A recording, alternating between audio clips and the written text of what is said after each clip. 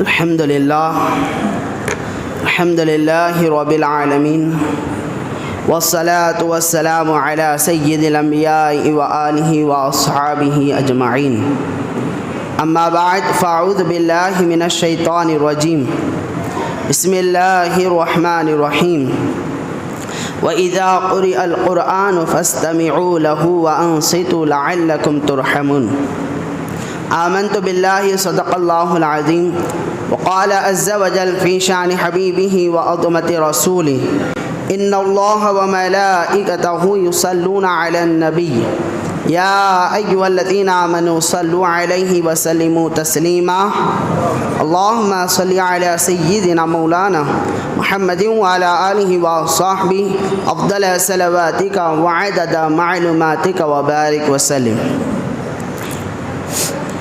محترم کرم سامعین، ماہ رمضان المبارک میں بندہ مومن کی عبادتوں میں جہاں پر اضافہ ہوتا ہے، وہیں دیگر اعمال میں بندے کے قرآن پاک کی تلاوت اور اس کی سماعت میں بھی اضافہ ہوتا ہے، اور بندہ بڑے شوق و ذوق کے ساتھ قرآن پاک کی تلاوت کو سماعت کرتا ہے اور قرآن پاک کی تلاوت کے ذریعے سے اپنے قلوب کو منور کرتا ہے۔ قرآن پاک کا رشتہ رمضان المبارک سے لازم و ملزوم کی طرح ہے کہ یہ مہینہ قرآن پاک کے نازل ہونے کے اعتبار سے اس کی سالگرہ کا مہینہ ہے، اور بالخصوص اللہ کے نبی صلی اللہ علیہ وسلم نے اس ماہ مبارک میں قرآن پاک کی تلاوت کرنے کے اوپر بہت زیادہ بشارتیں اور تاکید فرمائی ہے۔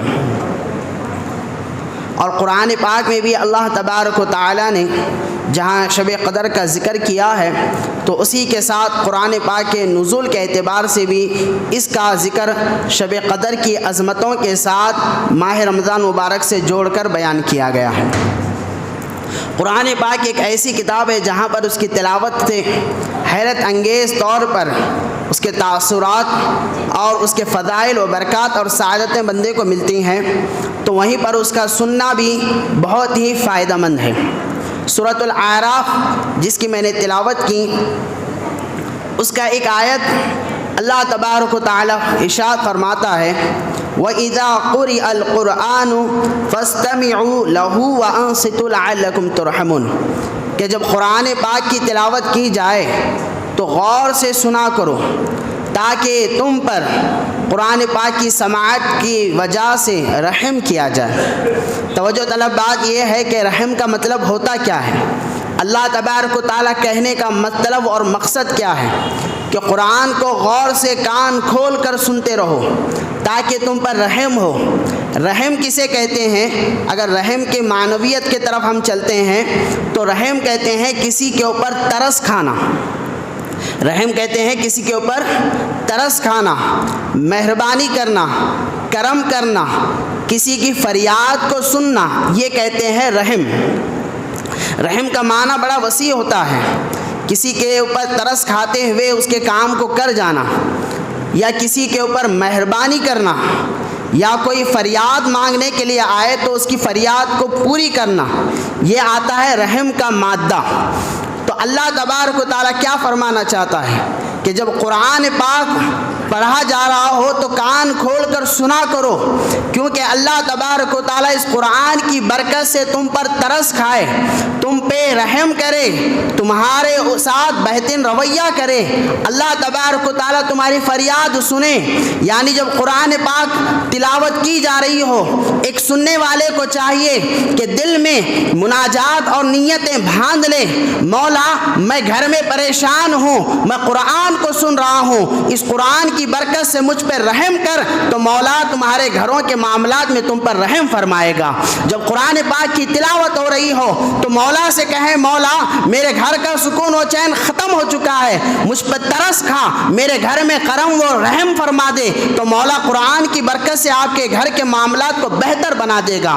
ایک کاروباری شخص ہے، مسجد میں آ کر بیٹھ جائے اور قرآن پاک کی تلاوت ہو رہی ہو اور قرآن پاک کو سنتا سنتا دل میں خیال اٹھا لے مولا مجھ پہ ترس کھا، میرے کاروبار میں مجھے نفع عطا فرما۔ تو مولا قرآن پاک کی سماعت سے آپ کے کاروبار کو بہتر بنا دے گا۔ کوئی بیمار ہے آ کر بیٹھ جائے، قرآن کی تلاوت ہو رہی ہے، یہ کانوں سے سن رہا ہے، کہے مولا مجھ پہ کرم کر جا، میری حالت پہ ترس کھا اور مجھے شفائے عاجلہ کاملہ عطا فرما، تو مولا اسے صحت و تندرستی عطا فرماتا ہے۔ کوئی اپنی بیٹی کے رشتے کو لے کر پریشان ہے، کہے مولا میری حالت پہ ترس کھا، میں ایک باپ ہوں، میں قرآن کو سن رہا ہوں، تجھ سے دعا مانگ رہا ہوں، میری بیٹی کا اچھا رشتہ تو کہیں پر طے فرما دے، تو مولا قرآن کی برکت سے تجھ پر ترس کھائے گا اور تیری بیٹی کے لیے بہتر رشتہ بنا دے گا۔ کوئی گھروں میں خیر و برکت کے خاتمے کی وجہ سے پریشان ہے، مال کے جلدی ختم ہونے کی وجہ سے پریشان ہے، زندگی میں تکالیف و پریشانیاں ہیں، کوئی قرضے میں ڈوبا ہوا ہے، کوئی سود کی لعنت میں گرا ہوا ہے، کوئی گمراہیت کا شکار ہو چکا ہے، جو بیمار ہو کر پریشان ہے، کسی کے گھر میں وحشت و خوف بڑھتا جا رہا ہے۔ الغرض محترم سامعین، ہمارے گھر میں جتنے بھی پریشانیاں ہو، تکالیف ہو، جتنے بھی چیزیں ہوں، جب قرآن پاک پڑھا جا رہا ہے، جب ہم غور سے سنیں گے، دل ہی دل میں دعا کرتے جائیں گے، مولا قرآن پاک کی برکت سے ہماری حالتوں پہ ترس کھا کر رحم فرما دے گا۔ تو قرآن پاک سنو تاکہ اللہ رحم کرے، اس کا مطلب یہ ہے تمہاری زندگیوں کے ہزاروں مشکلات تمہارا خدا جانتا ہے، تمہاری زندگیوں میں جو اتھل پتھل مچا ہوا مولا اس کو جانتا ہے، تمہاری زندگیوں میں جو اونچ نیچ چلی ہوئی ہے مولا جانتا ہے۔ کوئی انسان آج کی دنیا میں ایسا نہیں ہے جو یہ کہہ سکے میں بڑا خوش ہوں، میں کوئی پریشان نہیں ہوں، میں کوئی تکلیف میں نہیں ہوں۔ امیر بھی ہے تو تکلیف میں ہے، غریب بھی ہے تو تکلیف میں ہے، مڈل کلاس والا بھی ہے تو تکلیف میں ہے، کسی نہ کسی کو کسی نہ کسی اعتبار سے پریشانیاں لگی ہوئی ہیں، تکالیف لگی ہوئی ہیں، کسی نہ کسی اعتبار سے ہر کوئی اپنے جگہ پریشان ہے۔ تو مولا کیا کہہ رہا ہے؟ اے سنو دکھوں کے مارو، اے سنو پریشانیوں سے ہارے ہوئے لوگوں، تکلیف نہ اٹھاؤ، پریشان نہ ہو، جب قرآن پاک پڑھا جا رہا ہو کان لگا کر صرف سنتے جاؤ، مولا کی بارگاہ میں فریاد کرتے جاؤ، مولا تمہارے حالتوں پہ ترس کھائے گا، تمہارے بگڑے ہوئے معاملات کو بہتر بنا دے گا۔ اس لیے اللہ تبارک و تعالیٰ فرماتا ہے وَإِذَا قُرِئَ الْقُرْآنُ فَاسْتَمِعُوا لَهُ وَأَنصِتُوا لَعَلَّكُمْ تُرْحَمُونَ، کہ جب قرآن پاک پڑھا جا رہا ہو غور سے سنو، غور سے سنو، تاکہ اس کی سننے کی وجہ سے تم پر ترس کھایا جا سکے، تمہارے ساتھ بہتر کیا جا سکے، تمہارے معاملات کو بہتر بنایا جا سکے۔ قرآن کی تلاوت کے فضائل ہمیشہ ہم سنتے ہیں، آئیے معلوم کریں قرآن کے صرف سننے کے کیا تاثیرات ہیں، قرآن کو سننے سے جو فائدہ ہوا ہے اس کے برکات ان گنت ہے محترم سامعین۔ کئی ایک بڑے اجلہ صحابہ اکرام قرآن کو پڑھ کر نہیں صرف قرآن کو سن کر ایمان لائے ہیں۔ کیا حضرت عمر فاروق رضی اللہ تعالیٰ عنہ کا واقعہ ہمارے سامنے نہیں ہے؟ حضرت عمر فاروق رضی اللہ تعالیٰ عنہ اس مجلس میں بیٹھے ہوئے ہوتے ہیں جس مجلس میں یہ منصوبہ بنایا جاتا ہے کہ محمد رسول اللہ صلی اللہ علیہ وسلم کو قتل کیا جائے، اور جو قتل کرے گا اسے 100 سرخ یعنی لال قسم کے اونٹ دیے جائیں گے، کئی قسم کے مال و دولت دیے جائیں گے۔ عمر فاروق تیش میں اٹھ جاتے ہیں، ننگی تلوار ہاتھ میں لے کر کہتے ہیں آج میں محمد رسول اللہ کا خاتمہ کروں گا۔ جب جا رہے ہوتے ہیں تو راستے میں ایک صحابی ملتے ہیں، عرض کرتے ہیں عمر کہاں جا رہے ہو؟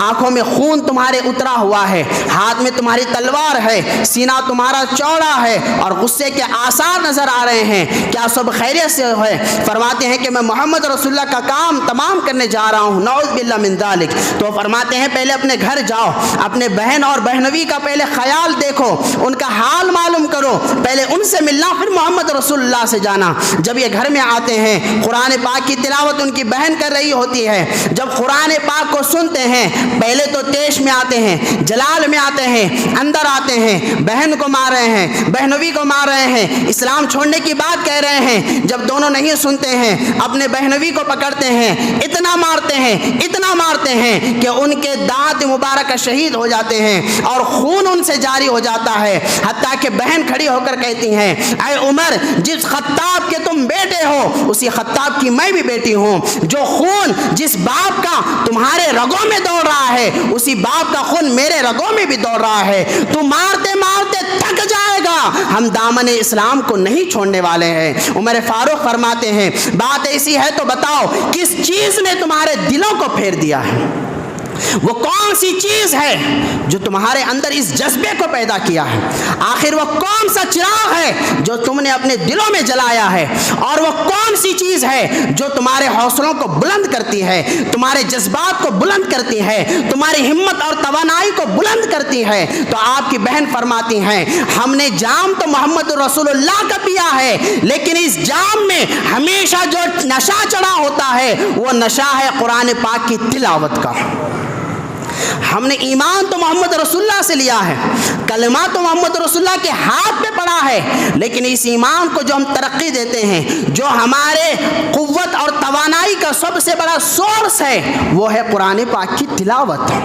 تو حضرت عمر فاروق فرماتے ہیں لائیے میں بھی دیکھتا ہوں۔ تو آپ سے کہا جاتا ہے غسل کیجئے، آپ وضو کیجئے۔ جب آپ غسل کرتے ہیں، وضو کرتے ہیں، قرآن پاک کو ہاتھ میں لیتے ہیں اور قرآن پاک کی تلاوت شروع کرتے ہیں، عمر فاروق رضی اللہ تعالی عنہ بیان فرماتے ہیں کہ ایک مرتبہ میں جب مکے میں تھا اور محمد رسول اللہ صلی اللہ علیہ وسلم صحن کعبہ میں قرآن پڑھ رہے تھے، وہ حالت نماز میں قرآن پڑھ رہے تھے، تو میں انہیں تکلیف دینے کے لیے گیا تھا۔ نماز میں ان کے قرآن کے پڑھنے کا اثر مجھ پہ ہوا تھا کہ میں اسلام کے طرف تھوڑا سا مائل ہو چکا تھا۔ یعنی پہلا جو اثر مجھ پہ ہوا تھا وہ تو جب نبی صحن کعبہ میں قرآن پڑھ رہے تھے اسی وقت ہوا، اب دوسرا جو مجھ پہ اثر ہوا تھا اس وقت ہوا جب میں اپنے بہن اور بہنوی کو قرآن پاک میرے گھر میں پڑھتے ہوئے میں نے دیکھا۔ اب یہ قرآن پاک پڑھے، جب میں نے بھی قرآن پاک پڑھا، وہ جو پتھر کی طرح میرا دل تھا موم کی طرح نرم ہو جاتا ہے۔ کتنے آپ کٹر تھے آپ کو معلوم ہونا چاہیے۔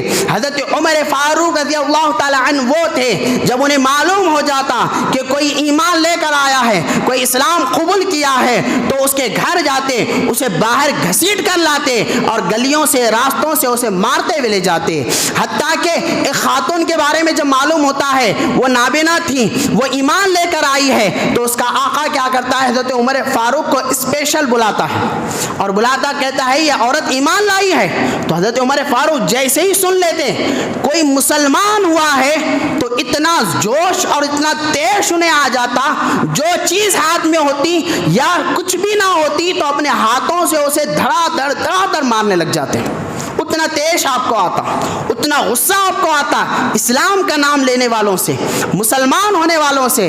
ایسے عمر فاروق جن کا غصہ، جن کا جلال اپنے چرم پر ہوتا، جب قرآن پاک کو ہاتھ میں لیتے ہیں، قرآن پاک کو جب سنتے ہیں، جب اس کی تلاوت کرتے ہیں، ایسے عمر فاروق موم کی طرح نرم ہو جاتے ہیں، حتیٰ کہ اپنے بہن و بہنوی کو چھوڑ دیتے ہیں، فوراً حضور کی بارگاہ میں جاتے ہیں، فرماتے ہیں یا رسول اللہ صلی اللہ علیہ وسلم، گمراہیت کی زندگی بہت میں نے گزار لی، میں نے قرآن کو پڑھ بھی لیا ہے، قرآن کو سن بھی لیا ہے، اس کے اثر کو اپنے دل پہ بھی لے لیا ہے، اب مجھے کلمہ پڑھا کر ایمان کی دولت سے آپ نواز دیں۔ تو یہ قرآن پاک کی تاثیر، اللہ تبارک و تعالیٰ پارے 7 میں ارشاد فرماتا ہے قرآن وہ ہے جو مردہ دلوں کو زندہ کرتا ہے۔ وَإِذَا سَمِعُوا مَا أُنزِلَ إِلَى الرَّسُولِ تَرَىٰ أَعْيُنَهُمْ تَفِيضُ مِنَ الدَّمْعِ، کہ جب قرآن پاک پڑھا جاتا ہے تو پتھر دل بھی موم کی طرح نرم ہو کر رونے لگتے ہیں۔ حبشہ کا وہ بادشاہ جس کے سامنے حضرت جعفر طیار رضی اللہ تعالی عنہ کھڑے ہوتے ہیں، سورہ مریم کی تلاوت کرتے ہیں، عیسائیوں کا بادشاہ ہوتا ہے، عیسائیوں کا پورا مرکز وہ ہوتا ہے، بڑے بڑے علماء عیسائی کے بیٹھے ہوئے ہیں، عزراء بیٹھے ہوئے ہیں، وہاں پر بڑے بڑے شاہی گھرانے کے لوگ بیٹھے ہوئے ہیں۔ جب حضرت جعفر طیار رضی اللہ تعالی عنہ صحابی رسول حضرت علی کے بھائی جب قرآن پاک کی تلاوت کرتے ہیں تو قرآن پاک کو سن کر بادشاہ وقت اتنا روتا ہے آنسو نکل کر اس کی داڑھی پوری بھیگ جاتی ہے۔ یہ قرآن پاک کی صرف سننے کا اثر ہے۔ نہ صرف یہ بلکہ جب 70 علماء حضور کے پاس آتے ہیں اسلام کے بارے میں معلوم کرنے کے لیے، اور جب اسلام کے بارے میں اللہ کے نبی سے پوچھتے ہیں تو اللہ کے نبی صلی اللہ علیہ وسلم ان کے سامنے سورہ یاسین کی تلاوت کرتے ہیں۔ جب اللہ کے نبی سورہ یاسین کی تلاوت کرنے لگتے ہیں تو سورہ یاسین کا اثر ایسے ہوتا ہے ان 70 بڑے بڑے علماء کے اوپر کہ وہ قرآن پاک کو سن کر وہ بھی اپنے دل پر اثر لیتے ہیں اور اللہ کے نبی کے سامنے زار و قطار رونے لگتے ہیں اور برملا کہہ دیتے ہیں، یقولون ربنا آمنا فاکتبنا مع الشاہدین، کہ ہم بالملا کہتے ہیں، برملا ہم یہ بات کہتے ہیں کہ ہم ایمان لائے ہیں اس چیز پر اے محمد رسول اللہ صلی اللہ علیہ وسلم جو آپ اللہ کے طرف سے لے کر آئے ہیں، اور ہم ان گواہوں دینے والوں میں سے شامل ہو جاتے ہیں۔ تو قرآن پاک کی تاثیر دیکھیں، نہ صرف انسان کے اوپر بلکہ اللہ کے نبی صلی اللہ علیہ وسلم فجر کی نماز میں ہوتے ہیں۔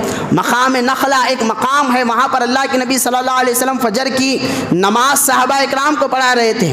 جب اللہ کے نبی صلی اللہ علیہ وسلم قرآن پڑھنا شروع کر دیتے ہیں تو قریب سے ایک جماعت جا رہی ہوتی ہے جنات کی، تو جنات جب قرآن کو سنتے ہیں تو فوراً کھڑے ہو جاتے ہیں اور ایک دوسرے سے کہتے ہیں مت ہلو، سنو کوئی کچھ پڑھ رہا ہے۔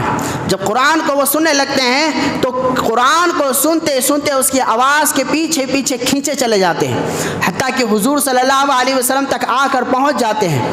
اللہ کے نبی صلی اللہ علیہ وسلم کی بارگاہ میں آ کر جب گفت و شنید ہوتی ہے، بات چیت حضور سے کرتے ہیں، فرماتے ہیں کہ ہم نے قرآن کو سنا ہے، واقعتاً یہ اللہ کا کتاب ہے، قرآن کے سننے کا اثر ہم پر یہ ہوا ہے، ہم جنات کی ٹولی یہاں سے اپنے دوسرے مقام پر جا رہی تھی، لیکن اے محمد رسول اللہ، اے آخری نبی، جب سے ہم نے قرآن آپ کی زبان سے سنا ہے ہمارے دل بدل چکے ہیں، ہم آپ کی بارگاہ میں حاضر ہوئے ہیں، ہمیں کلمہ پڑھا کر ایمان کی دولت سے نواز دیں۔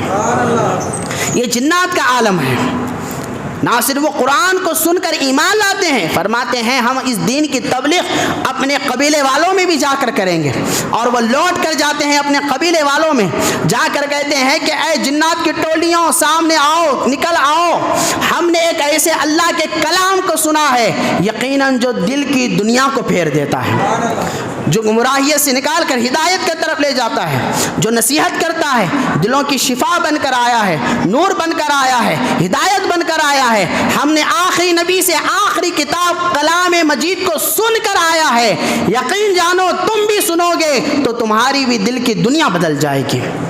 تو چاہے انسان ہو چاہے جنات ہو، جب قرآن پاک کو صرف سنتے ہیں تو ان کی دل کی دنیا کا اثر یہ ہوتا ہے کہ وہ گمراہیت سے نکل کر ہدایت کی طرف آتے ہیں، اندھیرے سے نکل کر نور کی طرف آتے ہیں، پستی سے نکل کر وہ بلندیوں کی طرف جاتے ہیں۔ یہ قرآن پاک کے صرف سننے کا اثر ہے۔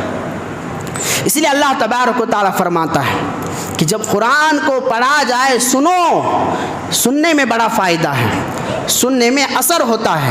آپ محترم سامعین، قرآن پاک کو آج ہم سنتے تو ہیں لیکن اس کا اثر دلوں پہ نہیں ہو رہا ہے۔ یہ بڑے تعجب کی بات ہے، کیا قرآن پاک کا اثر ختم ہو گیا ہے؟ کیا قرآن پاک کا جلال ختم ہو گیا ہے؟ یا ہمارے دل ہی پتھر بن چکے ہیں؟ جبکہ اللہ تبارک و تعالیٰ قرآن پاک میں ارشاد کیا فرماتا ہے؟ لو انزل هذا القرآن على جبل لرأيته خاشعا متصدعا من خشية الله۔ سن لو، اس قرآن کو اگر ہم پہاڑ کے اوپر نازل فرماتے ہیں، یہ میں نہیں قرآن کہہ رہا ہے، خود رب تبارک و تعالیٰ کا کلام ہے، سنو ہم اس قرآن کو اگر پہاڑ کے اوپر نازل فرماتے ہیں، قرآن کا جلال اور قرآن کی تپش اور قرآن کا ایسا اثر ہے کہ قرآن کو اگر پہاڑ بھی سن لیتا تو اس کی سماعت سے پہاڑ بھی آپس میں ریزہ ریزہ ہو کر ختم ہو جاتا۔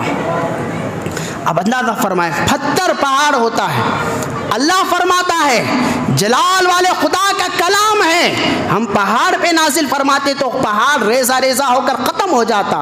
محترم سامعین، ایک پہاڑ کی مثال اللہ دے رہا ہے کہ پہاڑ پہ قرآن نازل ہوتا، اس پہ اثر ہوتا۔ آئیے اس بندہ مومن کے دلوں کو کیا ہو چکا ہے، ہم مسلمانوں کے دلوں میں ایسی کیا وہ چیز آ چکی ہے جو پہاڑوں سے بھی سخت ہو چکی ہے۔ ہم قرآن کو سنتے ہیں، ہم قرآن کو سماعت کرتے ہیں، نمازوں میں سنتے ہیں، تلاوتوں کے ذریعے سنتے ہیں، ان گنت مواقع کے اعتبار سے ہم قرآن کو سنتے ہیں، لیکن آج اس کے باوجود ہمارے دل کی دنیا کیوں نہیں بدل رہی ہے؟ کیوں اس کا اثر نہیں ہو رہا ہے؟ آج کیوں ہم اس کے باوجود بھی پریشان ہیں؟ کیوں وہ تاثیرات ہمارے قرآن سے نکل کر باہر نہیں آ رہے ہیں؟ تو محترم سامعین، پتہ یہ چلتا ہے گڑبڑ قرآن میں نہیں بلکہ گڑبڑ ہمارے دلوں میں آ چکی ہے۔ قرآن تو اپنے صحائف کے اعتبار سے، اپنے برکات، سعادت، فضیلتوں کے اعتبار سے اپنے جگہ مسلم ہے، صبح قیامت تک مسلم رہے گا، لیکن تبدیلی کسی چیز کی ضرورت ہے تو قرآن کی نہیں بلکہ ہمارے دلوں کی تبدیلی کی ضرورت ہے۔ یاد رکھیں محترم سامعین، بڑی مشہور مثال یہ ہے کہ جہاں پر اجالا ہوتا ہے وہاں پر اندھیرا نہیں ہوتا ہے، اور جہاں اندھیرا ہوتا ہے وہاں اجالے کا کوئی کام نہیں ہوتا ہے۔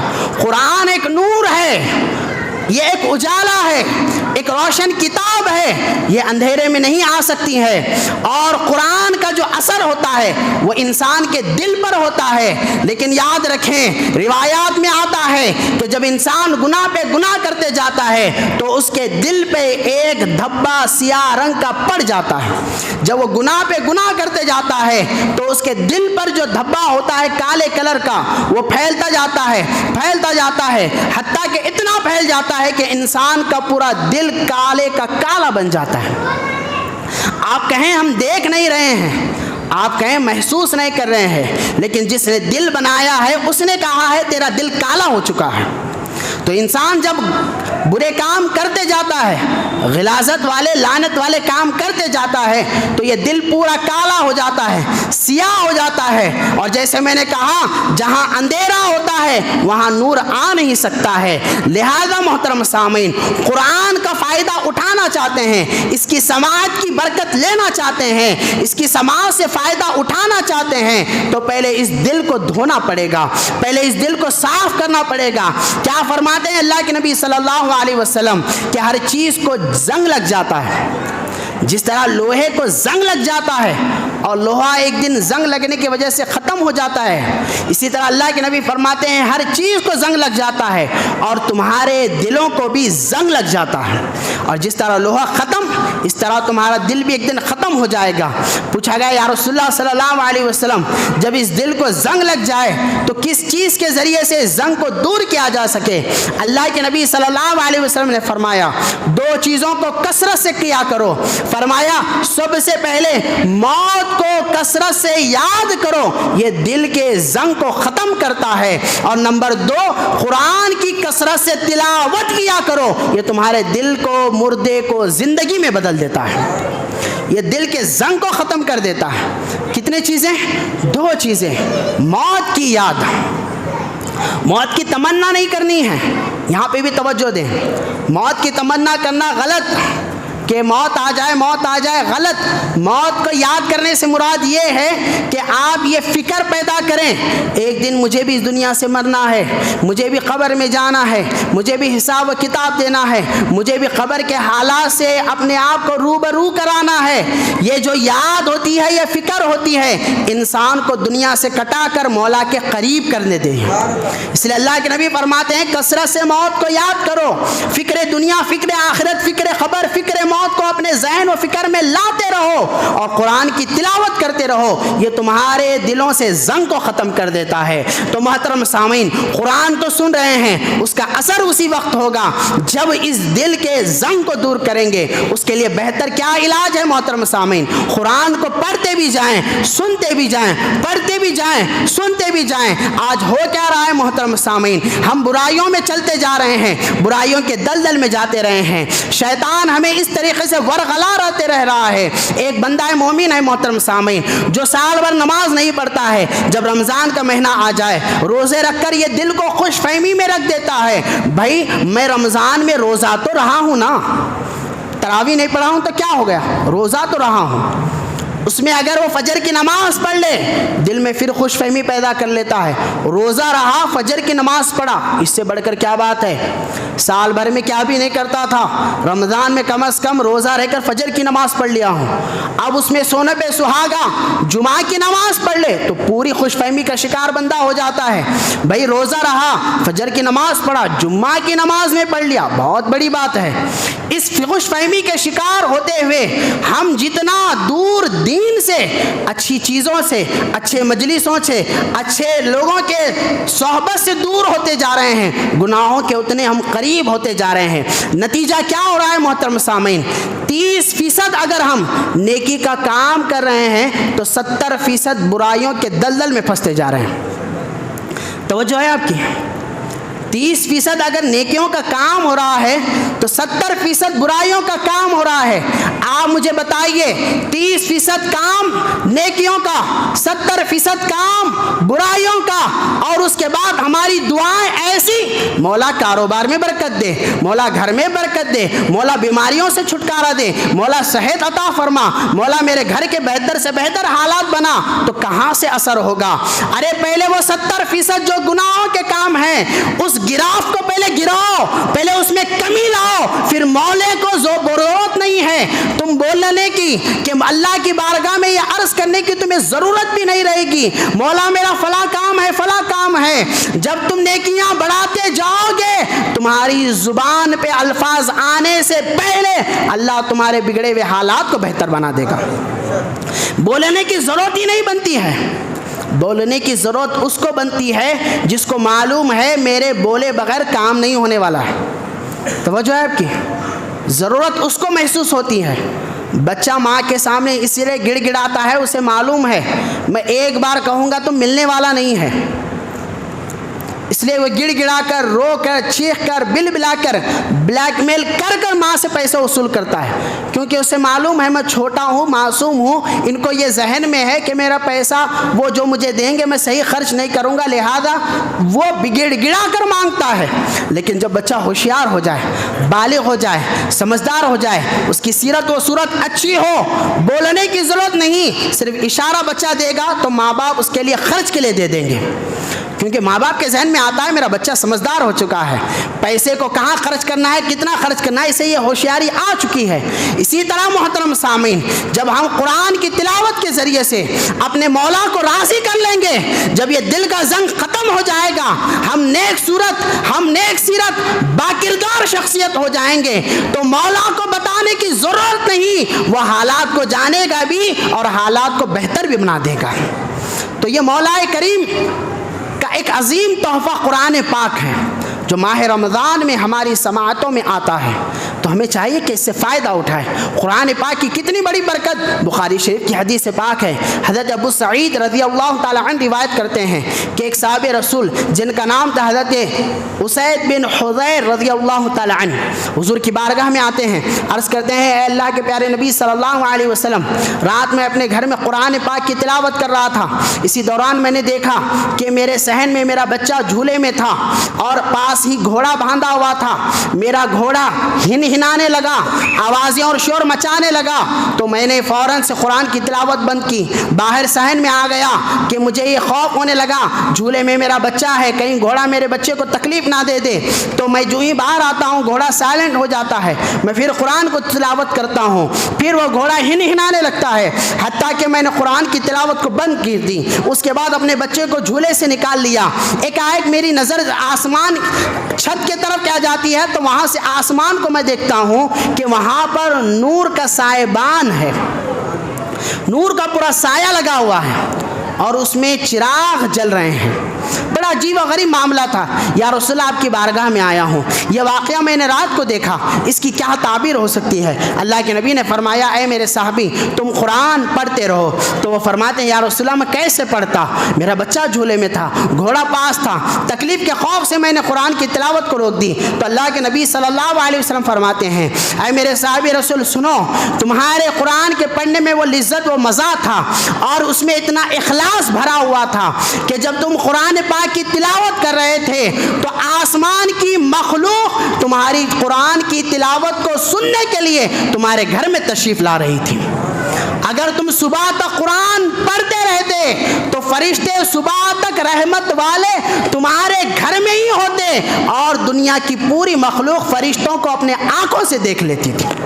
تو آپ اندازہ فرمائیں محترم سامعین، اللہ تبارک و تعالی ہمارے دلوں کی شفا بنا کر قرآن کو نازل کیا ہے، ہمارے گھروں کی خیر و برکت کے لیے قرآن کو نازل کیا ہے، ہمارے بگڑے ہوئے حالات کو بہتر بنانے کے لیے قرآن کو نازل کیا ہے، نقصان کو نفع میں تبدیل حاصل کرنے کے لیے قرآن کو نازل کیا ہے، عمل کے اعتبار سے قرآن کو نازل کیا ہے، قرآن ہر اعتبار سے ہمارے سامنے ہے۔ یہ ہماری بدقسمتی ہے محترم سامعین، ہم نے قرآن کو جزدانوں میں رکھ کر ہم نے اپنے الماریوں کی اس کو زینت بنا کر رکھی ہے۔ قرآن کو ہم نے صرف یہ سمجھا ہے یہ گھروں کی خیر و برکت کے لیے ہے، جب کوئی مرنے لگے تو تلاوت کرنے کے لیے ہے، جب 10واں 20واں 40واں ہے تو پڑھانے کے لیے ہے۔ ہم نے قرآن کو صرف پلیتے اور تعویذ کے نام پر ہی گھروں میں رکھا ہے، جبکہ قرآن کا کام تعویذ اور پلیتے اور مغفرت کے علاوہ بہت کچھ ہے۔ خدا فرماتا ہے یہ تمہارے دلوں کی بیماریوں کا علاج ہے، پڑھو تو صحیح، فکر تو کرو صحیح۔ اللہ فرماتا ہے ھدی للناس، یہ قرآن ہے، ہم نے پوری انسانیت کے لیے ہدایت بنا کر اسے بھیجا ہے۔ تبیان القرآن اس کو کہا گیا ہے، اس میں سمجھنے والوں کے لیے ہم نے روشنیاں رکھی ہیں۔ ولا رطب ولا یابس الا فی کتاب مبین، اللہ فرماتا ہے جو کچھ زمین میں ہے، جو کچھ آسمانوں میں ہے، زمین و آسمان کی کنجیاں، ان کے خزانوں کو ہم نے قرآن پاک کے اندر محفوظ کر رکھا ہے۔ پڑھو تو صحیح، سمجھو تو صحیح، قریب آؤ تو صحیح، کھولو تو صحیح، پڑھنے کی کوشش تو کرو، تم جذبہ دل دکھاؤ قرآن پڑھنے کا، اللہ اس کی برکتوں کو تمہارے دل میں نازل کر دے گا۔ میں ایسے ہزاروں مثالیں آپ کے سامنے دے سکتا ہوں۔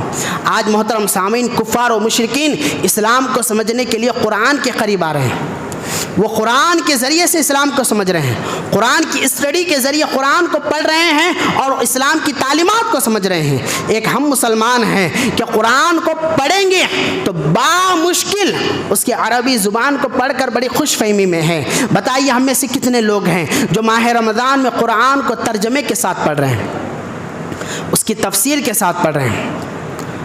قرآن ہماری مادری زبان نہیں ہے، یہ عربی زبان میں ہے۔ یقیناً اس کے ایک حرف پر 10 نیکیاں ہیں، اس کے پڑھنے اور سننے میں بڑی برکتیں ہیں، لیکن برکتوں کو کامل برکت بنانا ہے تو قرآن کو ترجمے کے ساتھ پڑھیں، اس کی تفسیر کے ساتھ پڑھیں، تاکہ تمہیں بات سمجھ میں آئے کہ خدا جو بول رہا ہے وہ میرے لیے ہے اور میں اس کو سمجھ رہا ہوں۔ یہ کتنا بڑا المیہ ہے قوم مسلم کے ساتھ۔ ہم قرآن کو پڑھتے بھی ہیں، ایک ایسی کتاب جو قیامت تک کے لیے ہدایت آئی ہے، ہم قرآن کو پڑھتے ہیں، واحد دنیا کی ایسی کتاب ہوگی جس کو بغیر سمجھے ہم پڑھتے ہیں۔ فرسٹ اور سیکنڈ کا بچہ کتاب کو ABCD کو بھی بغیر سمجھے نہیں پڑھتا ہے۔ عارف، بورڈ پہ اگر کوئی ٹیچر کوئی لائن پوچھے تو اس کے بارے میں 1000 کوشچن پہلے کرتا ہے۔ ایک چھوٹے بچے کا عمل یہ ہوتا ہے کہ اس کے سامنے کوئی کام کیا جائے تو 5-6 سال کا بچہ اس کے بارے میں ہزاروں کوشچن کرتا ہے۔ ابا آپ نے ایسا کیوں کیا؟ ابا یہ چیز کیا لائی ہے؟ ابا یہ کیا رکھا ہوا ہے؟ تو چیزوں کو سمجھ کر ہماری اولاد آگے بڑھ رہی ہے۔ ہم بچپن سے لے کر جوانی سے لے کر بڑھاپے تک آ چکے ہیں، لیکن قرآن کیا کہہ رہا ہے ہمیں خود نہیں معلوم ہے۔ بتائیے کتنے لوگوں نے سورہ فاتحہ کو ترجمے کے ساتھ سمجھا ہے؟ اس کا ترجمہ کیا ہے یہ بھی ہمیں نہیں معلوم ہے۔ سورہ اخلاص، سورہ کوثر، سورہ فلق، سورہ ناس، سورہ فیل، یہ وہ چھوٹی چھوٹی صورتیں ہیں جس کے معنی اور ترجمے کو ہمارے لیے سمجھنا ضروری ہے۔ ہم مسلمان پیدا ہوئے ہیں، مسلمان مر رہے ہیں، اور جس چیز نے ہم کو مسلمان بنایا ہے وہ قرآن ہے، ہم نے خود قرآن کو نہیں سمجھا ہے۔ تو محترم سامعین، قرآن کی تلاوت بھی کیجیے، اس کی سماعت بھی کیجیے، لیکن اس سے بڑھ کر ہے قرآن کو اس کے ترجمے اور تفسیر کے ساتھ پڑھنے کی کوشش کیجیے۔ ایک مسلمان ہونے کا حق یہی ہے کہ ہم قرآن کے ساتھ انصاف کریں۔ کل بروز قیامت یہ قرآن ہماری شفاعت کرنے والا ہے، رب کی بارگاہ میں سفارش کرنے والا ہے۔ اگر یہ قرآن کہے اے میرے مولا اس نے مجھے پڑھا تو ہے لیکن سمجھا نہیں ہے، مجھے تلاوت تو کیا ہے لیکن مجھے مانا نہیں ہے، مجھے دیکھا تو ہے لیکن مجھ سے فائدہ اٹھایا نہیں ہے، تو ہم کیا مولا کے سامنے جواب دے سکیں گے؟ تو محترم سامعین، اب وہ وقت آ چکا ہے، تلاوت ہی تک اکتفا نہ کریں۔ بہت سارے ترجمے والے، تفاسیر والے آپ کو قرآن مل سکیں گے۔ آپ کسی بھی سنی عالم دین کی تفسیر والی کتاب اٹھائیں اور پڑھیں۔ میں سجیسٹ کروں گا آپ لوگوں کے لیے کہ آپ کنز الایمان کو ترجمے اور تفسیر کے ساتھ پڑھیں، جس کو اعلیٰ حضرت امام احمد رضا خان فاضل بری رحمۃ اللہ علیہ نے لکھا ہے۔ اگر آپ اس سے اوپر دیکھنا چاہتے ہیں تو آپ اس کے بعد تفسیر ضیاء القرآن کو پڑھیں۔ بہت بہترین تفسیر ہے، علامہ پیر کرم شاہ اظہری صاحب نے اس کو لکھا ہے۔ آپ اس کے اوپر اور قرآن کو سمجھنا چاہتے ہیں تو تفسیر تبیان القرآن کو آپ پڑھیں، جس کو علامہ غلام سعیدی صاحب نے لکھا ہے۔ تو یہ وہ ہے لیول جس کے ذریعے سے آپ قرآن کو سمجھ سکتے ہیں۔ پھر تفسیر جلالین بھی ایک آتی ہے جس کو علامہ جلال الدین سیوطی نے لکھا ہے۔ تو یہ عام فہم آسانی سے سمجھنے والے تفسیر ہیں جس کو میں نے آپ کے سامنے جن کے ناموں کو گنایا ہے۔ اگر آپ ان کو پڑھیں گے تو یقین جانیں آپ کے دل کو سکون ملے گا، راحت ملے گی، چین ملے گا۔ تو بہرحال محترم سامعین، بہت باتیں ہیں کہنے کے لیے، لیکن وقت اتنی گنجائش نہیں دیتا ہے کہ مزید کچھ کہا جائے۔ اللہ تبارک و تعالیٰ کی بارگاہ میں انہی باتوں پر اکتفا کرتے ہوئے دعا ہے، مولا مجھے اور آپ کو قرآن پڑھنے والا بنائے، قرآن سننے والا بنائے، قرآن پاک کو اس کے تفسیر اور ترجمے کے ساتھ پڑھنے والا بنائے، اس کے معنی و مفہوم کو سمجھنے والا بنائے، اس سے صحیح فائدہ اٹھانے والا بنائے۔ مولا کریم ہماری دعاؤں کو اپنی بارگاہ میں شرف قبول کرے۔ وصلی اللہ علی النبی الجلمی وآلہ صلی اللہ علیہ وسلم۔ السلام علیکم ورحمۃ اللہ وبرکاتہ۔